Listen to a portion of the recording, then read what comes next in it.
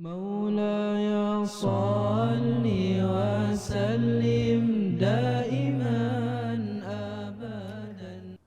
Now, in the last episode, you must be wondering, how do you calculate the 4 complete days? Now, how do I calculate the 4 complete days? The calculation of 4 complete days.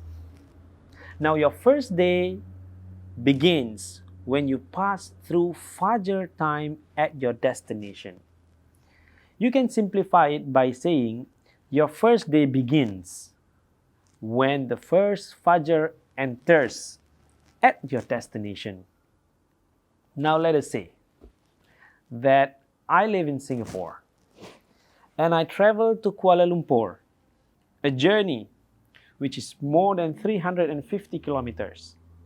And I arrive in Kuala Lumpur at sunrise on Monday. Now my first day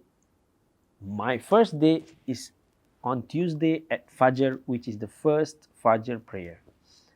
Now second day is Wednesday at Fajr, the second Fajr prayer. The third day is on Thursday, which is the third Fajr prayer. And my fourth day is on Friday, and the fourth day will only be complete as the Maghrib time enters. If you have planned to leave your destination before Maghrib enters on the fourth day, then your fourth day is not complete yet. That being said, you are entitled to combine and shorten your prayers throughout all the 4 days.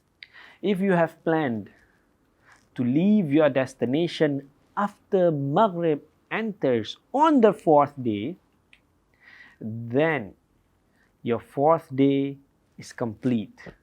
Now that being said, you are not allowed, or you're not supposed to combine Jamaʿ nor shorten Qaṣr throughout all the 4 days. If you arrive on Monday before Fajr enters, then Monday is your first day. Tuesday is your second day. Wednesday is your third day.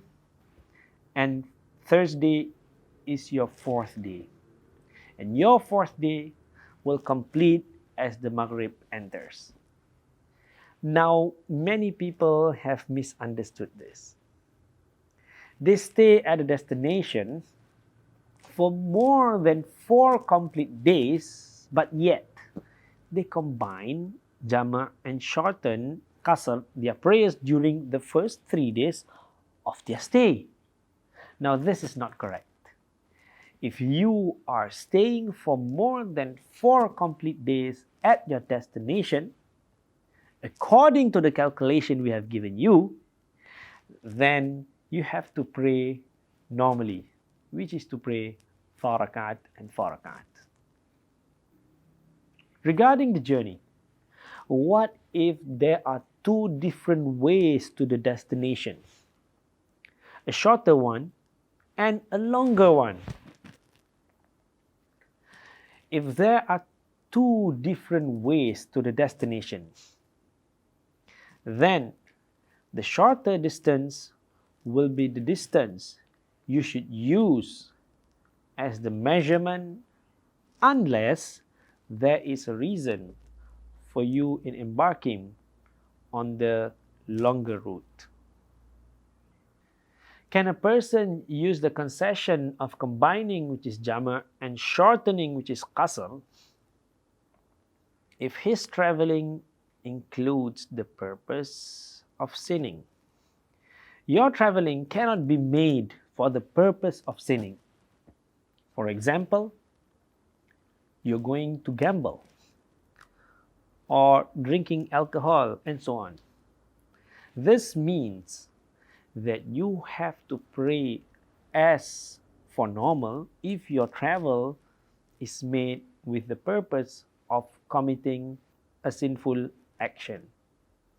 However, this does not mean that your concessions are taken away if you commit a sin along the way.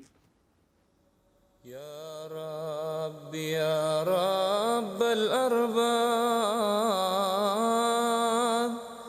عبدك فقيرك على الباب